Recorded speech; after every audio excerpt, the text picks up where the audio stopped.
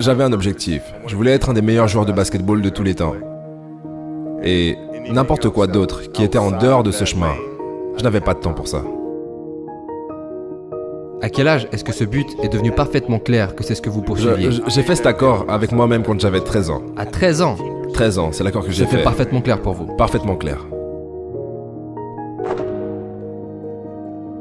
Et d'où est-ce que venait l'inspiration? L'amour du jeu. L'amour du jeu, le challenge. Genre, je regardais Magic jouer, je regardais Michael jouer, et je les voyais faire ces choses incroyables. Et je me disais, est-ce que je peux atteindre ce niveau? Je ne sais pas, mais on va voir. À 13 ans, j'avais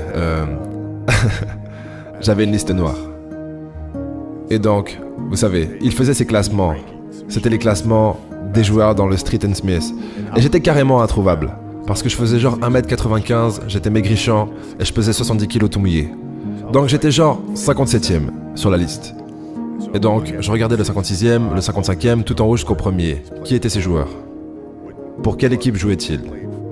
Donc quand on est allé en compétition à la AAU, je devais les traquer.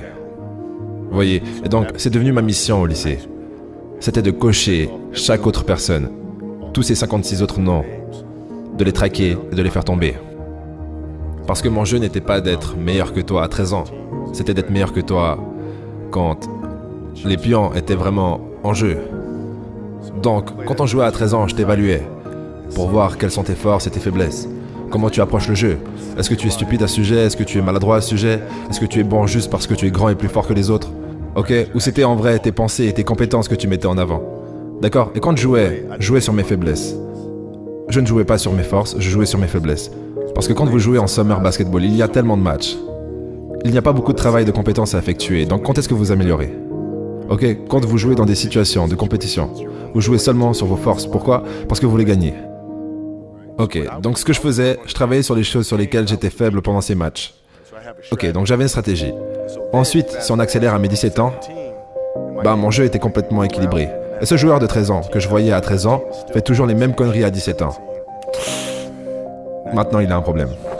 C'était un processus de tous les jours, d'essayer de comprendre les forces et les faiblesses. Par exemple, la capacité de saut. Ma détente verticale était de 1 mètre. Elle n'était pas à 1m15 ou 1m10. Mes mains sont grandes, mais elles ne sont pas énormes. Ok, donc tu dois trouver des moyens de les renforcer pour que tes mains soient assez fortes pour être capable d'attraper la balle et de faire toutes les choses que tu dois faire. La rapidité. J'étais rapide, mais pas extrêmement rapide. J'étais vif, mais pas abusément vif. Ok, donc je devais compter beaucoup plus sur les compétences. Je devais compter beaucoup plus sur les angles. Je devais étudier le jeu beaucoup plus. Mais j'appréciais ça. Donc genre depuis le début où j'ai commencé à regarder des matchs, j'ai étudié le jeu. Et ça n'a jamais changé. Et ensuite en étudiant en dehors de ça, en regardant différentes industries, en regardant des chefs, des auteurs, des acteurs, et comment ils entrent dans le personnage, et ensuite comment ils se maintiennent dans cet état mental. Donc, en regardant différentes industries, en regardant la nature elle-même, et en apprenant de ça, et comment on pouvait incorporer ça dans le jeu. Mec, c'était beaucoup d'études. J'ai adhéré à la méditation. J'ai adhéré à la connexion plus profonde qui existe au sein du jeu. Et donc, quand vous regardez nos équipes, on n'est jamais secoué, jamais. Parce qu'on est toujours dans le moment, toujours dans le présent, toujours extrêmement calme, toujours en train de regarder la réalité pour ce qu'elle est. Et en ne laissant pas nos émotions troubler notre exécution.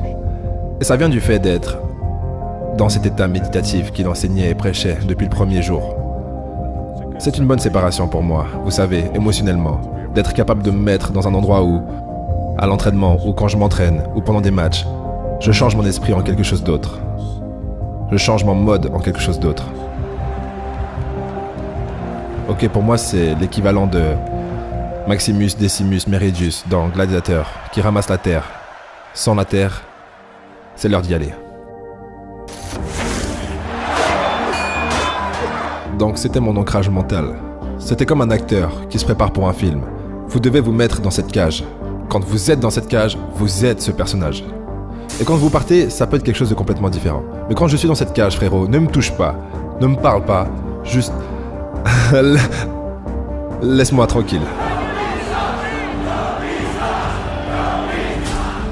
Si je suis un de vos potes de lycée, ou si je suis un de vos cousins, qu'est-il arrivé à notre relation? comment est-ce que cela gravitait quand vous êtes entré dans la ligue et vous êtes déterminé à devenir le meilleur, vous êtes déterminé à devenir l'un des meilleurs? Qu'est-ce qui arrive à notre relation? Elle en souffre. Elle en souffre? Oh oui. Ok. Et vous Oui, parce compreniez que- ça, vous étiez d'accord avec ça? Oui, oui. Et les gens qui vous aiment, comme les amis et la famille, ils savent ça à propos de vous. Donc ils vous laissent être vous. Et quand vous vous réunissez à nouveau, vous savez, vous reprenez là où vous vous étiez arrêté. Mais ne vous y trompez pas, tout ce qu'il y a entre deux est perdu. Donc c'est relation long terme, l'engagement de temps.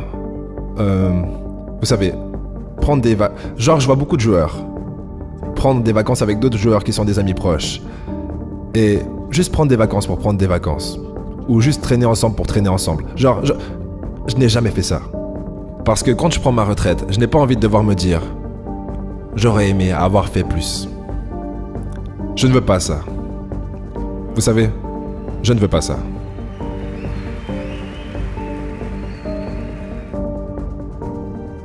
Eh bien, avec les enfants, c'est différent. Donc, la communication avec nos enfants est que papa travaille très dur.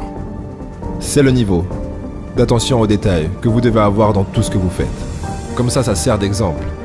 Même chose avec ma femme. Ma femme est une femme au foyer. C'est le travail le plus difficile. Donc, elle travaille très dur là-dessus. Vous savez, donc, son attention aux détails, avec ça aussi, sont des exemples pour nos enfants. Et sinon, en ce qui concerne ma femme, vous savez, elle est aussi compétitive que moi. Donc elle est là, genre, écoute mon gars, si tu vas être là dehors à t'entraîner 8 heures par jour et que tu vas passer 9 mois loin de ta famille, t'as plutôt intérêt à gagner les championnats. Sinon, pourquoi est-ce qu'on fait ça?